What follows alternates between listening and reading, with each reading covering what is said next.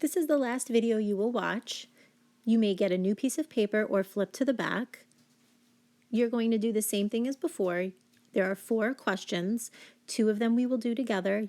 You will write the questions as you see, solve using the method that you see in the video, and then upload your work neatly to slide 4 in today's math assignment. Remember to pause the video at any time if you need to catch up.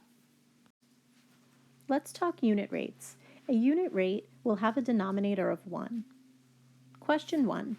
You're hosting a party for 12 people. The food and drinks for the party cost $66. What is the cost per person? So the question will always tell you how to set up the problem.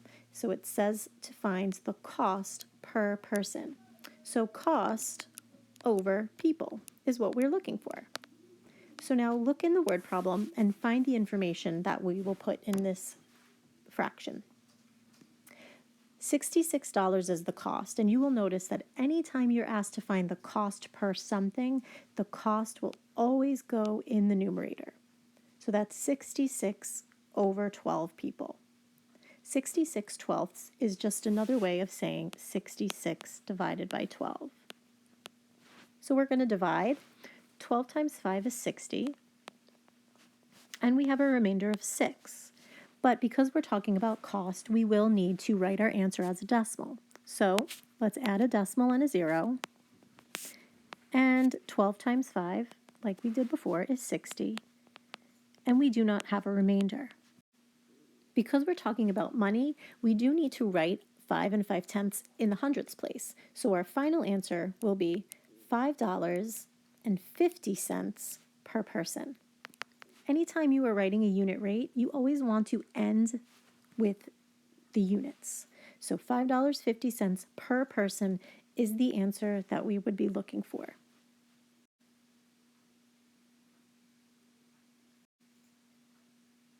Question 2. Mrs. Ashley needs to buy food for her cat Dolce. Look how cute he is right there. He loves to get the belly rubs. She sees 2 different sizes that cost different amounts. So I want to know which option is the better buy. So you are going to write question 2 neatly on your paper and then solve using the method that we do now. So let's focus on option 1. Option 1 shows that there's a bag of food for $19.50 for 3 pounds. So cost over pounds is the formula I want to use, or the fraction I want to write. So we have $19.50 over 3. Now you can use a calculator for this, or you can use long division.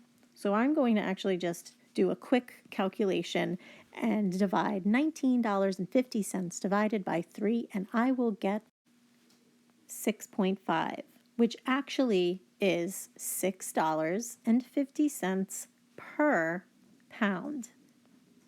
LBS is the abbreviation for pounds.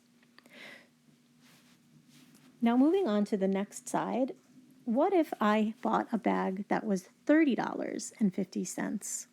This time the bag is a little bigger, it's 5 pounds. So because we want to find the price per pound, we're going to divide $30.50 divided by 5. And when you do that, you will get 6.1. But because we're talking about cost, we want to convert that to $6.10 per pound. So now let's look at this comparison. Which one is cheaper per pound?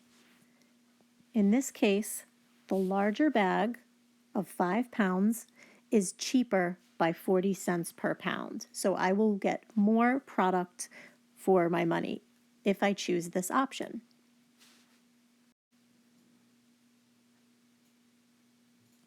Okay, now it's your turn. I would like you to pause the video here, and I would like you to write both question 3 and question 4 on your paper. Show your work using the examples that we just did together in the video. Box your final answer, and then you're going to upload all 4 questions. Probably it's all on one piece of paper. If not, make sure that I can see each problem, and you will upload your work to slide 4. Then there's one more step for you to take. Slide 5 will have a Google form link for you to click on. Follow the directions on slide 5 and you will know exactly what to do. Once everything in the slideshow is fully completed, that is when you're going to click the Turn In button on Google Classroom. Please do not turn in your assignment until all your pictures are uploaded and the Google form is completed.